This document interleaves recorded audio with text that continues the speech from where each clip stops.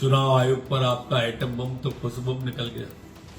और वैसे पूरा देश जानता था इस बात को कि अगर आपके पास सबूत होते तो आप देश को बदनाम करने के लिए पहले विदेश जाते। राहुल गांधी ने बीते दिन एटम बम छोड़ा, जिसमें कथित तौर पर इलेक्शन कमीशन पर गंभीर आरोप लगाए गए थे, जिसके बाद से ही राजनीति में हलचल मची हुई है।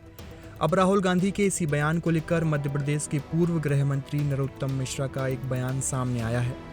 राहुल गांधी के नाम नरोत्तम मिश्रा की एक शायरी है जो कि वायरल है। मध्य प्रदेश सरकार के पूर्व गृह मंत्री नरोत्तम मिश्रा ने शायराना अंदाज में राहुल गांधी पर एक बयान जारी किया है। उन्होंने कहा, बड़ा शोर सुनते थे पहलू में दिल का, चीर के देखा तो कतरा एक खून का निकला।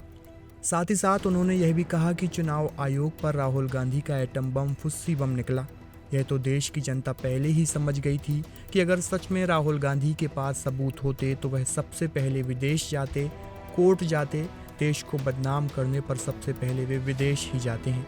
सुनिए राहुल गांधी को लेकर मध्य प्रदेश के पूर्व गृह मंत्री नरोत्तम मिश्रा ने क्या बयान दिया। राहुल गांधी जी, एक कहावत है शायरी टाइप की कि बड़ा शोर सुनते थे पहलू में दिल का, जो चीरा तो कतरा एक खून का न निकला।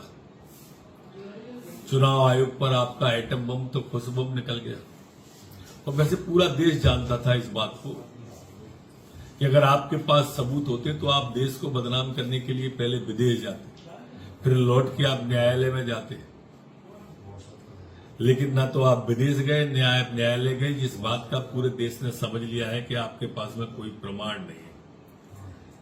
आदरणीय, अगर आपके पास में सच में कोई सबूत है तो चुनाव आयोग ने आपसे एफिडेविट मांगा है, हलफनामा मांगा है।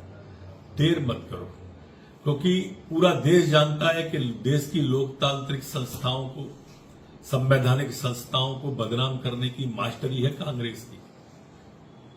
चाहे वो न्यायालय हो, चाहे वो सेना हो, चाहे वो चुनाव आयोग हो, इन सबको बदनाम करने का ऐसा लगता है कि जैसे टेंडर ही कांग्रेस के नाम से खुल गया है।